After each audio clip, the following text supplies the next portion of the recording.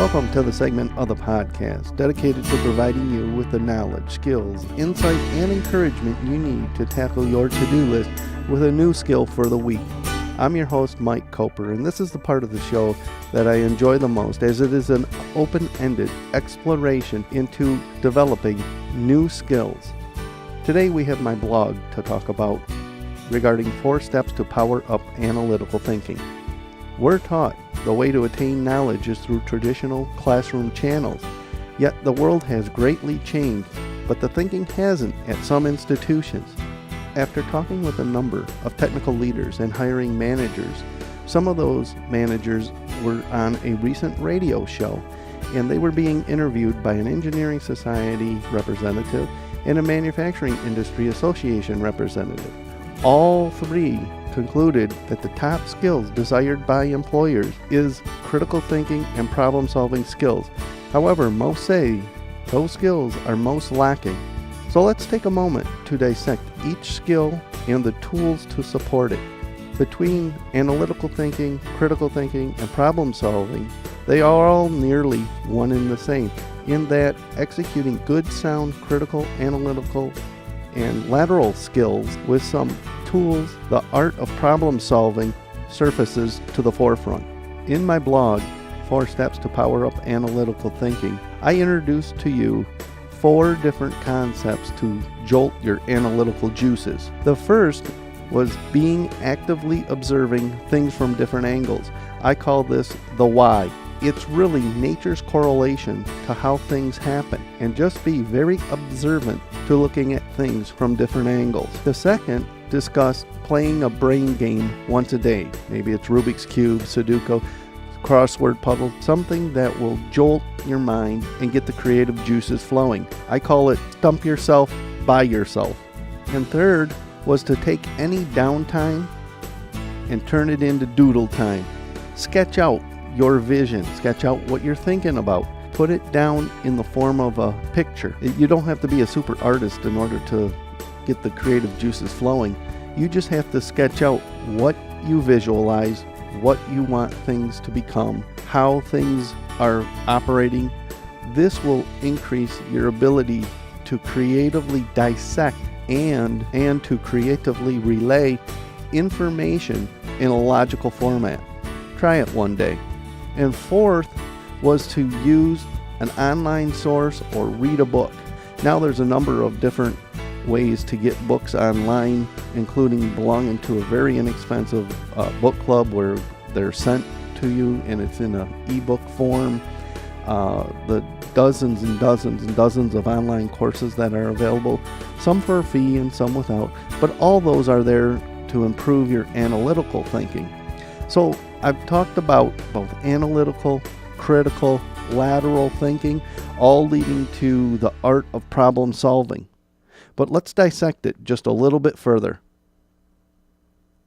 So as to just take a little bit deeper dive, critical thinking, as the most often used term, tends to be the skill that employers say that they're looking for, or the skill that they need for their current job positions or roles. However, sometimes it's very misunderstood with what is called analytical and lateral thinking. So what is analytical thinking? Analytical thinking is the thinking process or skill in which an individual has the ability to scrutinize and break down the facts and thoughts into their strengths and weaknesses. You kind of like divide the page up, the pros and the cons, the for, the against. It involves thinking in thoughtful, discerning ways in order to solve problems. So what does that really come down to? You're gathering and focusing on facts and evidence, analyzing the data, dissecting it, putting it into group. You're using what would be called deductive reasoning, thinking in a coherent and logical fashion, just breaking things down to the core element, eliminating all the extraneous data or all of the unacceptable alternatives that might be part of the data, and then looking for certain trends or most likely occurrences within the data. Secondly, another form of thinking is lateral thinking. I like to call this the next step skill. What this involves is really using an indirect or creative approach to determining what might happen or what might be the next step to solve the problem, or though what might I do in order to move my problem from something that I'm unable to understand to something that I am able to understand. How do I find the new solution? What might that look like? Can I sketch it out? Remember, lateral thinking really involves getting the patterns of the knowledge or the thought concepts down, and then looking at what the many next steps might be in order to problem solve.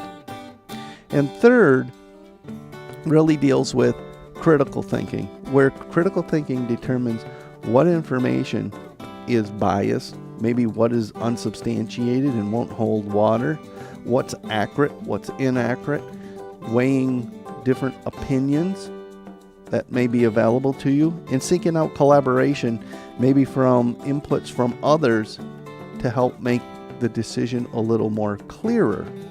And it may be that information or the evidence that they have to support your conclusion would actually bring you to using critical thinking to solve a problem. So in summary, we might say that analytical thinking aims to review the data. Lateral thinking takes the information and looks at what are the next steps in order to get to a solution. And critical thinking looks at the overall process of determining and judging the information for what it's worth, whether it's false or whether it's true or whether it's accurate or inaccurate. It can be said that there is some overlap between the three types of thinking. While problem solving in and of itself is an art, the use of the tools found in analytical thinking, lateral thinking, and critical thinking can help you attain the solution you're looking for quicker and faster.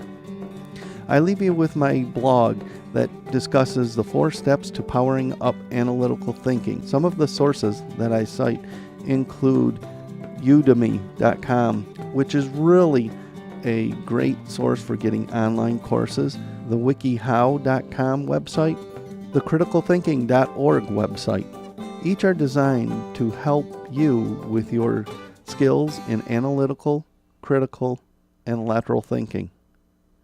This has been Mike Koper, and I appreciate you tuning into my broadcast here, and I hope you have a great week.